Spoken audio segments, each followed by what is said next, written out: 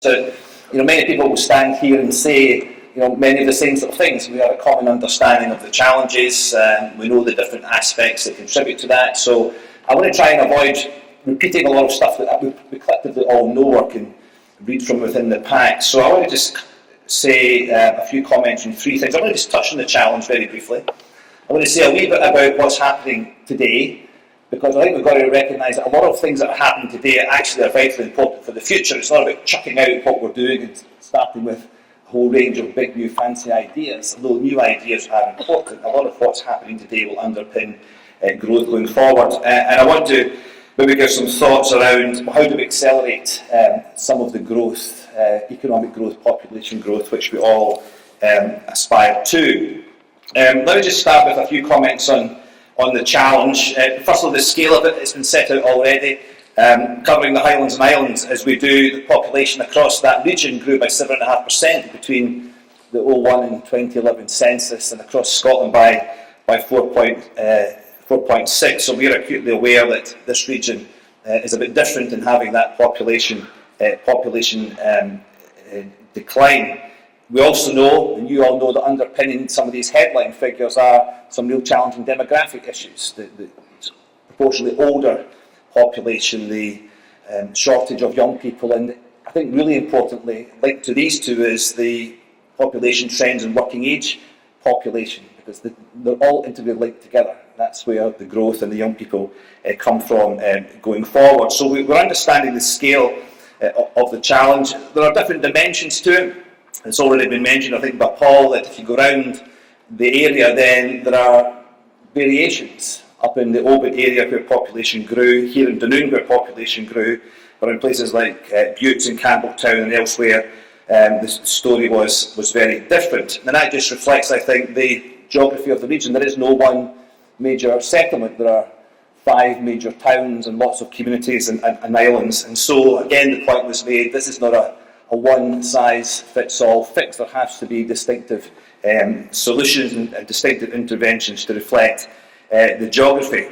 What else has contributed to it? Well, I know proximity to the central belt is both an advantage and a disadvantage. We have in this area fewer young people per head of population studying FE and HE in the area, and for good reason. We know why that is the case, but it is a factor contributing towards the challenge. Housing. And Dick made reference to the growth in housing. My sense is, from the analysis I've looked at, that the housing stock probably hasn't grown as fast here in Argyll and Bute over a number of years as it has elsewhere in Scotland, and we know there are challenges around affordable housing. The employment base is quite narrow. Still a high dependence on tourism and primary industries, which historically, and to a degree still, are characterised by seasonal and perhaps part-time working. And I'm no expert in transport, but transport is clearly an issue given the geography here. The road challenges of recent days are clearly part of it, and clearly ferry costs and so on are a contributory factor as well, albeit RET coming next year. So there are different dimensions to this. It's not an easy issue to try and address. There are various strands to it. And while there are many dimensions to the challenge, there will equally be a number of strands in terms of how we should try and address it. And finally, the impact. Well, the General Registrar, as you know, has projections going forward to 2020, 2037 that show continued population decline in this area. And all I would say about projections are, similar to James's comment about sales projections, they are projections. And these projections assume no intervention and nothing is done to change things. And so we shouldn't assume that these projections are automatically going to happen. There are things that can be done to intervene and to address the projections that are there, but interventions there needs to be, because that is a trajectory which is set out. My final comment on this slide is a word of caution, I guess, which is to balance what can often be seen as a negative story, and there are negative aspects to it and challenges we have to address, with the positive. And it's already been mentioned before, this is a fantastic area. There are lots of opportunities, whether it's tourism, whether it's some of the new industries that Tracy outlined to us, whether it's food and drink, the natural environment, and businesses supplying across the world operating from here.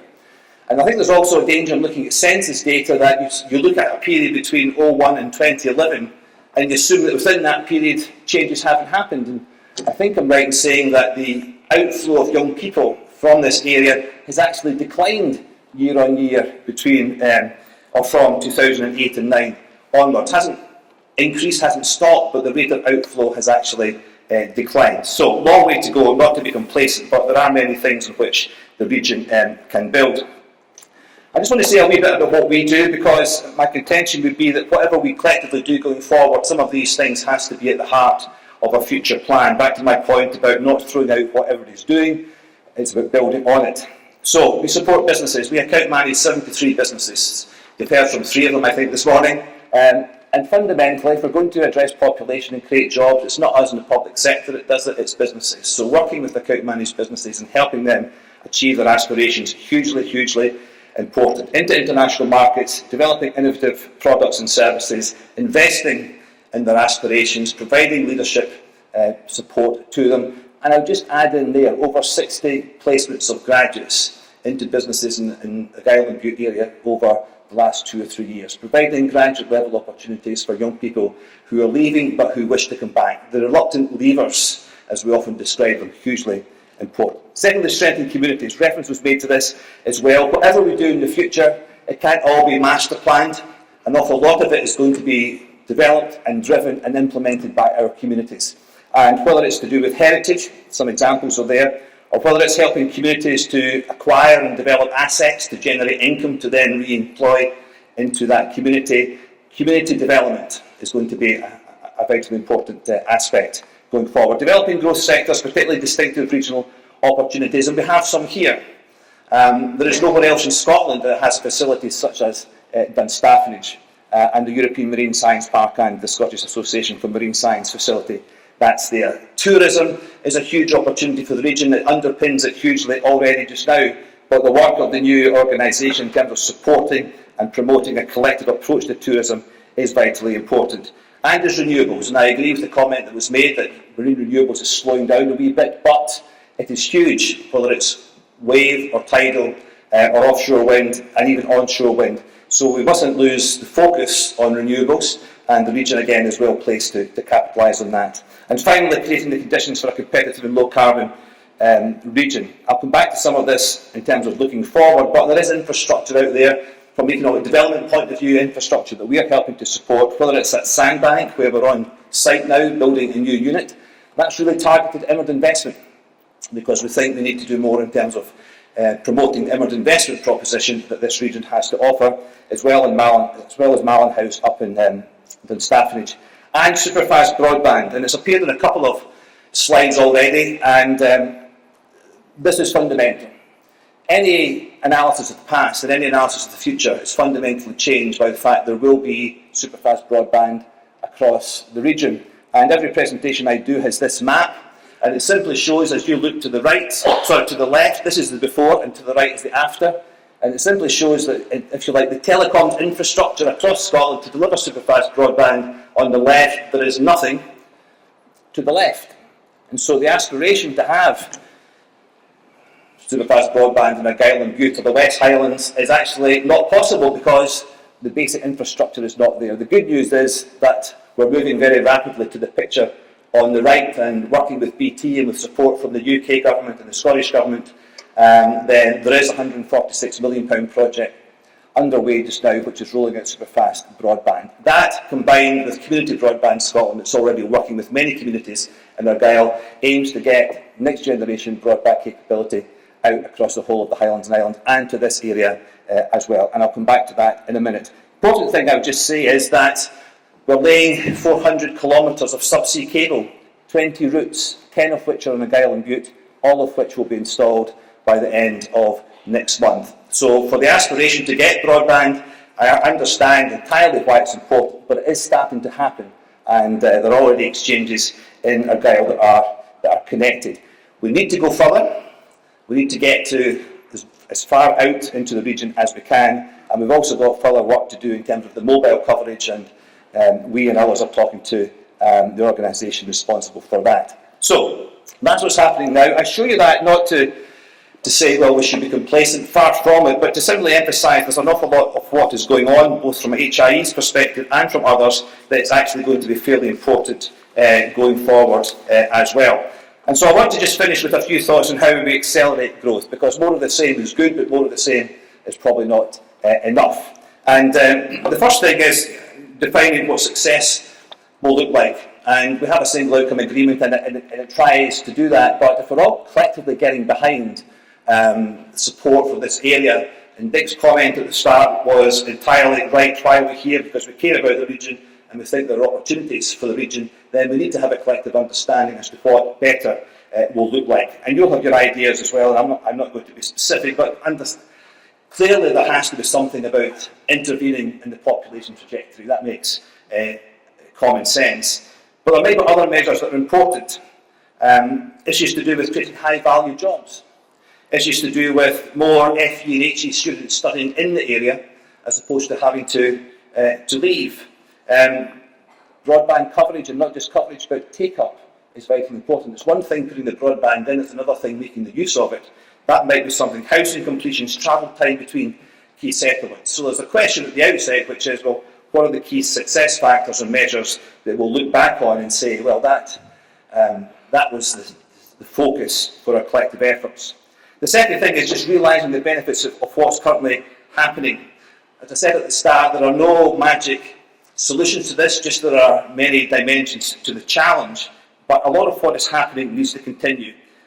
Jobs are being created by businesses. We've heard of some great examples this morning. Supporting our Indigenous businesses to internationalise, to innovate will be hugely important. I think there's more we can do to promote this region as an inward investment location, and working with SDI, then we want to try and do that. Our working communities needs to continue, because at the grassroots level, that's where a lot of the growth and community sustainability comes from, and clearly the work on sectors is vitally important. Some really interesting and innovative work going on in the food and drink industry here, with collaborative efforts amongst many companies to try and move things forward. But let me just offer one or two thoughts in terms of what else might we do beyond what's currently happening. And some of these you'll be familiar with, and therefore I just want to give more emphasis to them. There's a couple in here that are quite left field, and if you think they're completely ludicrous, then you're perfectly entitled to think they're ludicrous, but let me just put them out there as a start. Number one, the idea of Oban as a university town. We have research facilities, which are world class. We have teaching facilities that are world class. We've got an incubator facility that is world class, and we've got grow-on facilities for new businesses that is world class. To the extent that Abu Dhabi is trying to copy us, let's get behind making that facility even more of an international centre of excellence. And if you look at other parts of the Highlands and Islands, where Heriot Watt's presence in Stromness and Solarostic and Skye has transformed our communities, then I think that is an area which we need to go into even greater detail. Secondly, let's set the ambition for Argyll and Islands to do more with broadband than any other part of Scotland. It's going to Ireland, it's going to mainland, it's a game changer. Let's make sure we have very ambitious plans for how we're going to use it. It reduces geography, it makes education more deliverable, it enhances health services, it makes the region attractive to inward investors. Let's have an ambitious plan as to how we not just get, but fully exploit digital connectivity. Well, third idea is this. I wonder if there's any merit in trying to bring a few strands together under the marine banner. Energy, marine science, marine tourism, aquaculture. And Campbell's presentation is absolutely right. Aquaculture is not something of the past. There are new, interesting technologies which this area are hugely well set up for. But is there something more around the marine region that we can do, both in terms of a focus for activity, but also perhaps as a focus for promotional efforts? My fourth suggestion is around education. My sense is that if we're sitting here in 10 years' time and we haven't been able to do something substantive on the outflow of young people, then we will be making progress, but not as much progress as we could make. And therefore, the University of the Highlands and Islands is vitally important. I've spoken to the new principal about this as well, but should we have an aspiration around FE and HE, but also around new delivery models into some of our secondary schools, where I know it's difficult in delivering some of the STEM subjects and everything else in the same way everywhere?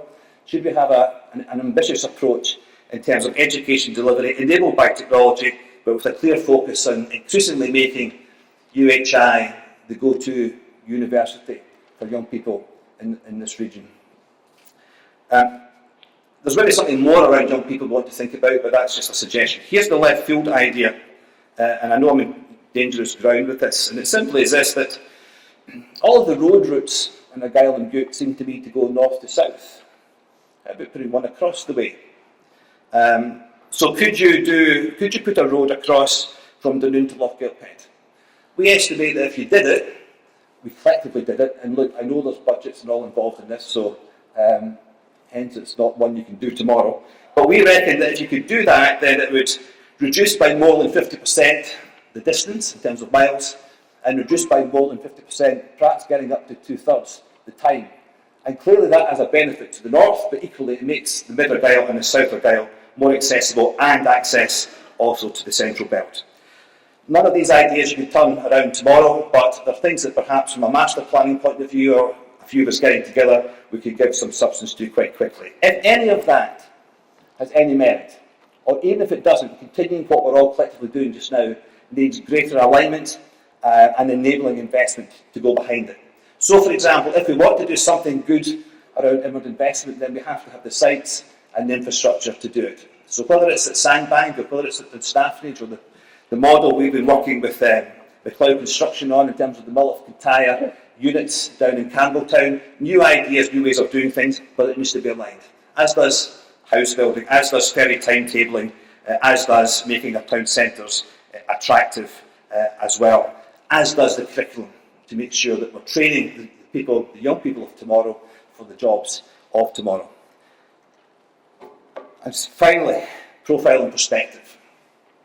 I think there's a real opportunity for us, maybe a real need for us to raise the profile of the area. What does it mean to tourists, or to inward investors, or to others? And there's lots of good work going on by AITC and others to do this, but I think there's an opportunity for us to think about how do we promote this area out with the area, whether it's to visitors, to inward investors, and to others.